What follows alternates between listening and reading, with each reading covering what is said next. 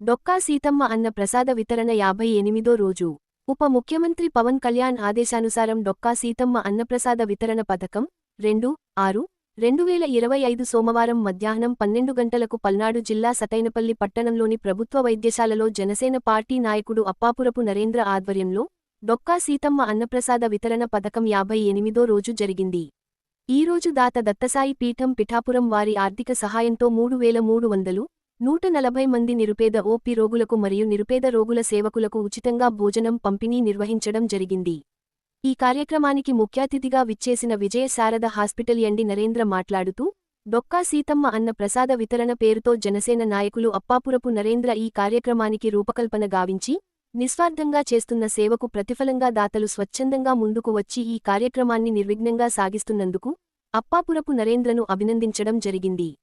ఈ కార్యక్రమంలో దత్తసాయి పీఠం పీఠాధిపతులు వజ్జరపు సత్యనారాయణ, సభ్యులు పి సత్తిబాబు, లంకశ్రీను, పైలా శ్రీనివాస్, కె ఆదినారాయణ, హాస్పిటల్ అభివృద్ధి కమిటీ మెంబర్ జవ్వాజి రామ్మోహన్ రావు, పోతుగంటి రామకోటేశ్వరరావు, బెల్లంకొండ నాగ సాయి ప్రసాద్, అప్పాపురపు సూర్యకుమారి, పోతుగంటి నరసింహారావు, కటకం కాశీ విశ్వనాథం, నాళం భాస్కర్, కట్టమూరి అప్పారావు తదితరులు పాల్గొన్నారు.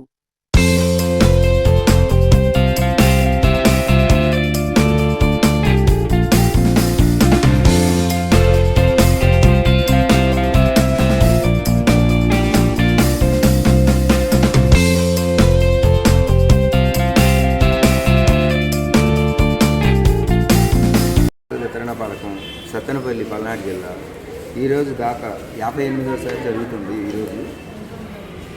ఈరోజు దాకా వచ్చేసి శ్రీ రామ దత్తసాయి పీఠం పిఠాపురం వారి కమిటీ సభ్యులు గురూజీ గారు 3,300 వాళ్ళ ఇచ్చి ఉన్నారు.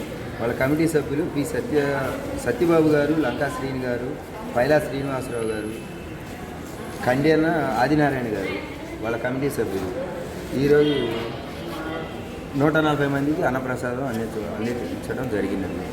సత్తెనపల్లి పల్నాడు జిల్లా గవర్నమెంట్ ఆసుపత్రి ఆవరణలో ఓపీ రోగులకు, రోగి సహాయకులకు ఈ అన్నప్రసాదం అందించడం జరిగినది.